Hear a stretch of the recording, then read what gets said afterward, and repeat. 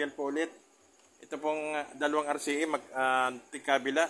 Lalagay po natin dito sa output ng Joson Saturn version 1. At ito naman kabilang dulo ay dito sa input ng kahit alin dito, A o B. Yan. Pwede, yan ay pag-iisahin tunog natin dahil nilagyan natin ng isang speaker. Yan. Ito po yung Joson Saturn, ito po yung Broadway 800 watts. USB po ating ginamit. Tapos ito po yung main volume. Ito po ay kailangan may volume na para tumunog na yung isang speaker. Pag binuhay ko to, dalawang speaker rin tutunog. Ito po. Yan. Pag inalis ko po, hindi bubuhay itong isang speaker. Kailangan po dalawa. Yan.